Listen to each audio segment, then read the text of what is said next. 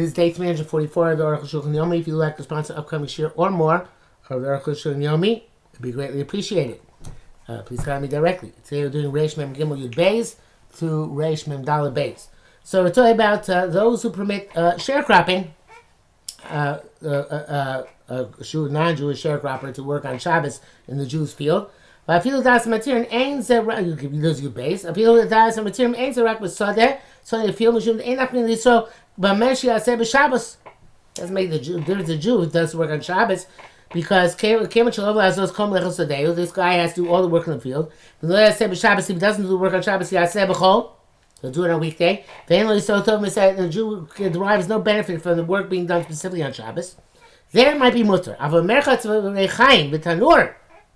But the bathhouse or a mill or an oven, there he's not allowed to contract out his these properties. This is and this the franchisee will give him benefit from Shabbos because when he's open on Shabbos he makes more money, greater percentage to the Jew.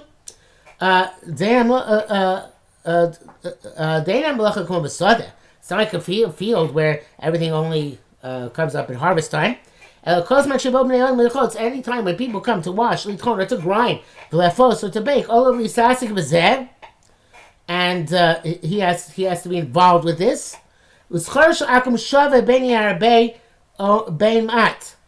So and the non-Jew is getting the same amount. In other words, he's getting a specific amount, and everything else besides that, the profit goes to the Jew. So the non-Jew is getting that specific amount regardless. Everything else is completely profit for the Jew who's behind the scenes. I don't know if franchisee was the right example. But in any event, the greatest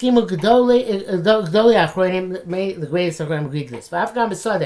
They said it's also us, actually. Therefore, it's not enough that the non-Jew gets to set some. He has to have some involvement in the actual profit, so that the more profit, the more he gains. Not just that he gets a set amount, but the more profit, the more he gains. Such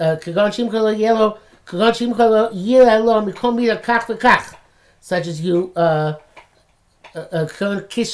as when he sells, he gets from each measure so and so much, only kol kikar, so and so much from every loaf. So it's not okay to hire out, contract out your bathhouse, etc., to a non-Jew for a set sum, that he gets a set amount from it. Rather, he has to have an ownership interest in it. Even a bathhouse or an oven, if the non-Jew rents them out year after year, and thus it became well known that he doesn't actually hire workers himself, the Jew, but rather he rents it out to other people. Mina Grove, Anshio, so to the Mina Grove, that people that places Laskiram to rent out their facilities, only number of to give them to sharecroppers. Mutter Lahaskiram, you're allowed to rent them out. Olitnam lo baris to give them sharecropping ad kalashon. One of these arrangements is sufficient. Come forward with Divrei Atur, Shkos Hashem Agon of Haitim Iskiram, Shana Achar Shana, if you rent them out year after year, Mutar. Please the Kos Hashem Rosh, the Kshamina came, Mutar, he wrote the name of the Rosh, the two wrote the name Rosh. When this is the custom, it's permissible. The Chen Kos Ram Perek Vav Din Tezvav. The Kol does Shem Yisrael Ba'alov Korealov. Anytime people know that this place or the mill, the oven, wherever it is, belongs to a Jew, and people don't normally give them over to non-Jews to rent them out and use them as their own. Only nobody's will give it for sharecropping.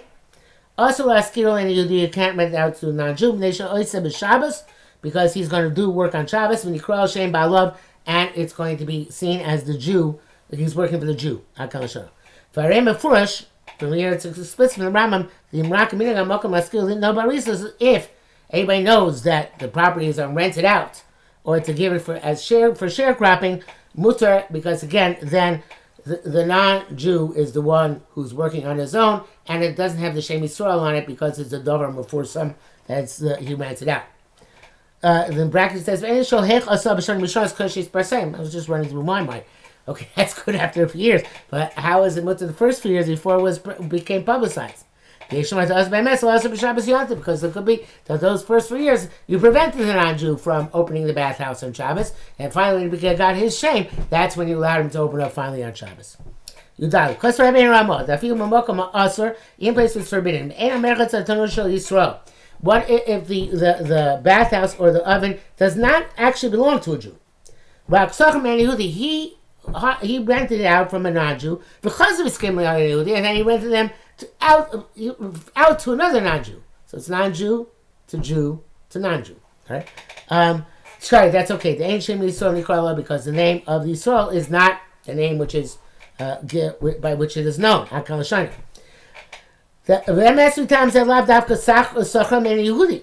And the truth, he says, the truth is that then, if that's the case, it's not just if you rented the premises out from a non-Jew, do they have to feel kanon? It would be true, even if you bought them and they're still known as, Christopher's bathhouse and not yours, right? And so as long as you're not operating it, but you give the non-Jew operating, it also should be mutar. Ella, but the kanon ain't right? But that's only if it's fresh, it's new. It's still called Christopher's bathhouse. But it's already been it was a while back. Then it's called Zalman's bathhouse. And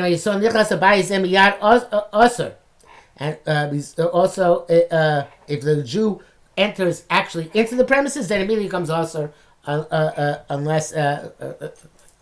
unless again several years elapsed, like we said in the previous sif. Because immediately known as his. But if he rented it from a non-Jew, it's mutar no matter what. Everybody knows it belongs to the non-Jew. But I saw Sachar and the Jew just rented them. And even by buying, I feel miyad immediately, even if it's even immediately, if you bought it in a public way, even if you never entered the premises, you just immediately gave Christopher's bathhouse over to Jesus. Nevertheless, you can't actually. It's not mutar because it was done with great publicity. As opposed to where you rented it from Christopher and then gave it to Jesus. The Shtabura writes that it makes sense that to say that with schirus it's okay, but not necessarily if a Jew was in there for many years. In other words, even if you rented it from Christopher, but you were there for many years running Christopher's bathhouse, so then perhaps it's not okay to give it over to Jesus afterwards. Tezvav. Kasavi also wrote the Ramah. If there's a bathhouse in a dwelling place, so only the people who live in that dwelling place would use that bathhouse. And they know that it's rented out by a non-Jew. Shari ad show that's permissible, and that's the end quote from Ramah. Klamar, meaning the Zesh also asking land Yehudi merchats. Now she forbade renting out to a bathhouse to a non-Jew. It's only when the bathhouse is in your courtyard, and other people are coming and using the bathhouse except other than the members of the household. And those people see the bathhouse being heated up on Shabbos, they'll say that the non-Jew heated it up as an agent of the Jew. Or if you look shame off people, even people are not washing there. Just people live in the household use it. If the bathhouse is in the street, that's also everybody sees that it's fired up on Shabbos. And there's a suspicion. But if it's in his, if it's in the courtyard, the enoko roim, and not everybody sees it, then and that would then people know it and everybody sees it. Hi, maybe someone will enter into the courtyard will see this. That doesn't matter. Not everybody knows that there's a bathhouse there. Because it's private, and other than the people's household, people don't watch it. And so too, the bathhouse is standing in another place altogether, not in your chutzner and not in the street. Then it's okay. Even people watch it who other than members of the household. Although the Mishnah Berurah is not sure about this. Arukh HaShulchan says, okay, not everybody is known. That this merchatz belongs to the Jew. Only the neighbors know. And they know she's Yehudi. They also know he rented out to a non-Jew. Das Rabbeinu Ramah. It's must be. Yesh machmirin. Some people, some are more machmir. The dafka shomei rishus acher only if it's in another domain altogether, not in your court, not in your house, not in your chutzner. Rak b'nei beso, and the only people watching there are the people of your the household of, I think he means the household of the non-Jew. Does mutar, or maybe he means even members of your own household who know that you rented out to a non-Jew. Okay, that's okay. So they know. Also, but in any other manner, it's forbidden. But some of them agree that you don't have to be machin. It's the rabbanon. It's the Eliyah Rabbin. It's the Shabbos. Where the bathhouse is in another courtyard, it's okay. Ayin sham. Brackets. So how we know the things are also because of maris ayin, because of what they look like, are also even in the innermost rooms. Zobis of the right, so that's in the Torah prohibition. And that which the Taz writes that this is also the right. No, we already wrote that because of the public nature, it's very severe. Who doesn't know this is all the Rabbanon? And that which you said we have to be taken into account that possibly there were guests will come. That's not relevant. Something which is in a person's house. They'll see the smoke coming out. They'll say it's something else, not the Jew's bathhouse, which is being stoked up. Graz seems to be machmir, but the Ramah is primary. Tezayin. So I'm not, to be honest with you, I'm not 100% clear after all this, which, if it's the chutzner of the Jew, and only bnei beis of the Jew watching there, or the chutzner of the non-Jew, or only the chutz of the bnei beis of the non-Jew watching there. But the bottom line is that when it's in a secluded place where only limited amount of people are watching there, so then there's no chashash of maris ayin, and because the people who watch it know what's going on, it's only if it's a public thoroughfare or accessible to the public that it's an issue. Also, if you transgressed and you rented out the facilities, places forbidden to do so. Some say that the money you make is permissible, and some say it's forbidden. And that's the primary halacha that's forbidden. And the great poskim agreed. The makom de medina also askiro, place where according to the letter of the law it's forbidden to rent it out. Scharo asur, the income is forbidden. Makom shemedina mutar, a place where according to the halacha it's permissible. But yisrael mishmar sign prohibition only because of what it looks like. Scharo mutar. Then whatever money you make is permissible. Well, this is not 100% clear, but he says that these bar bezeb siyati d'shmaya b'simen reish mem hey ayin sham. Okay, so this will have to be clarified later on. I think that what he means is that if the revach is completely to the Jew, that's a mokum asur, and there you can't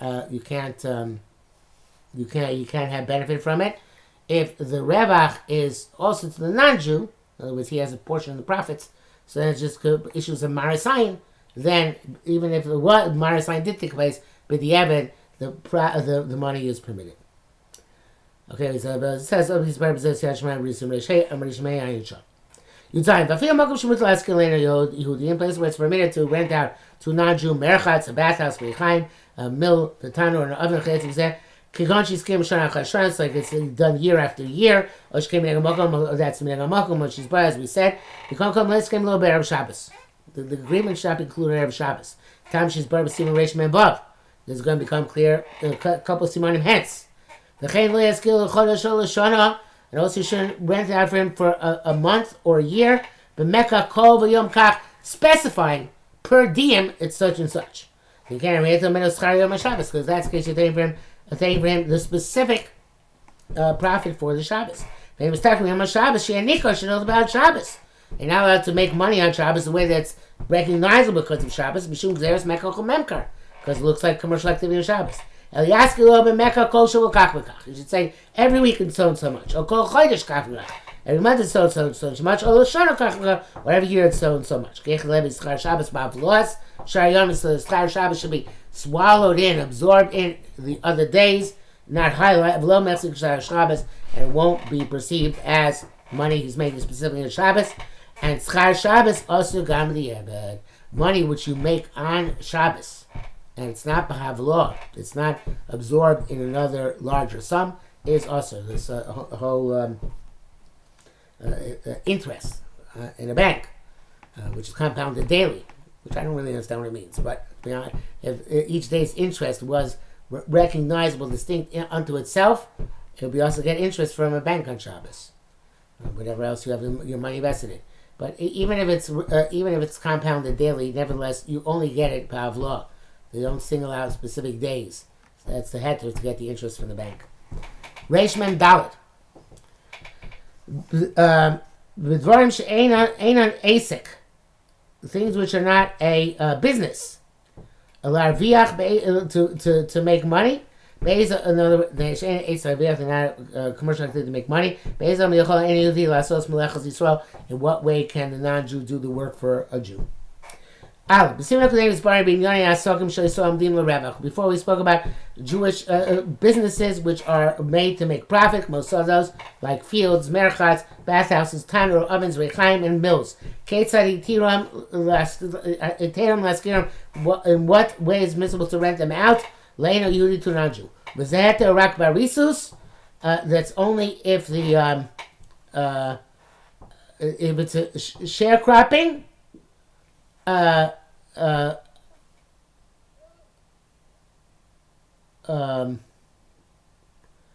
Sharecropping,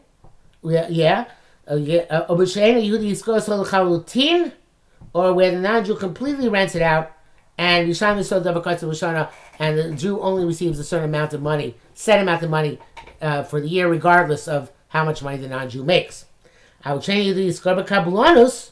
But if the non-Jew contracts it in the final meaning, that there's the profits are going to be to the owner, to the Jew, and the non-Jew, and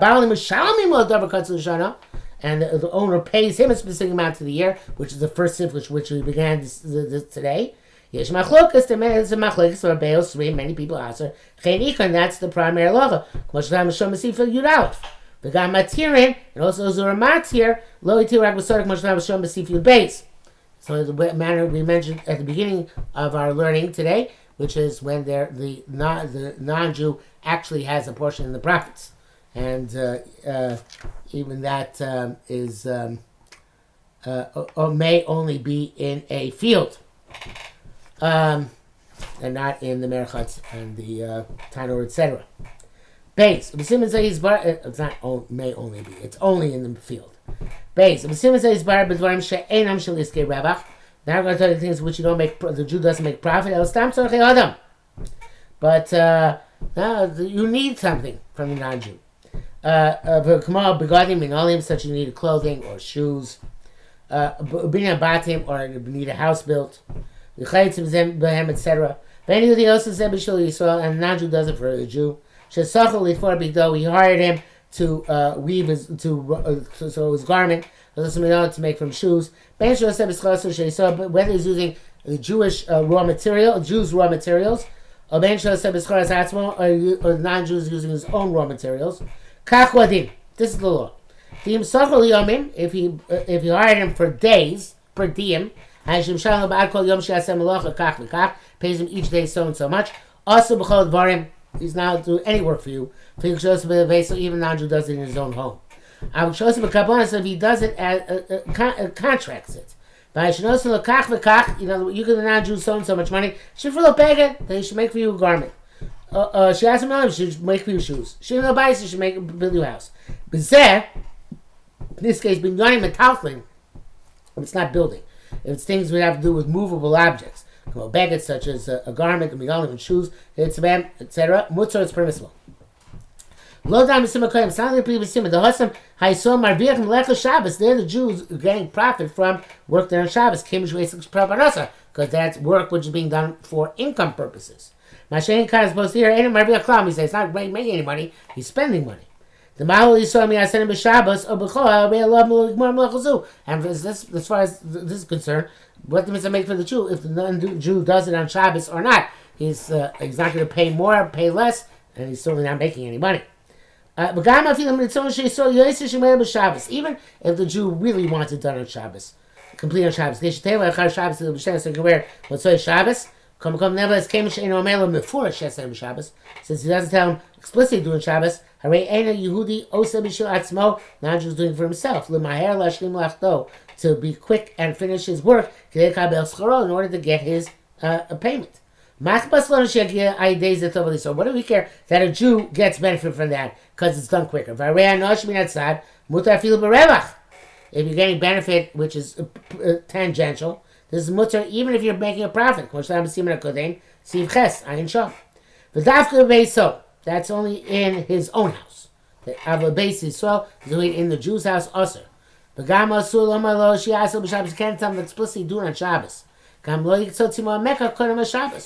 Also, you shouldn't make the agreement on the for this work before Shabbos. I think it means right before Shabbos, like we saw earlier this evening. But if he's hired per diem, it's also altogether. Because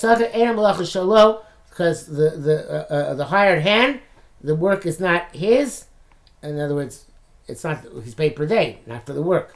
He has his intention is not to complete the work. He wants to work the day's work. We should for the Jew. So if it's intended to do it for the Jew, and that is forbidden.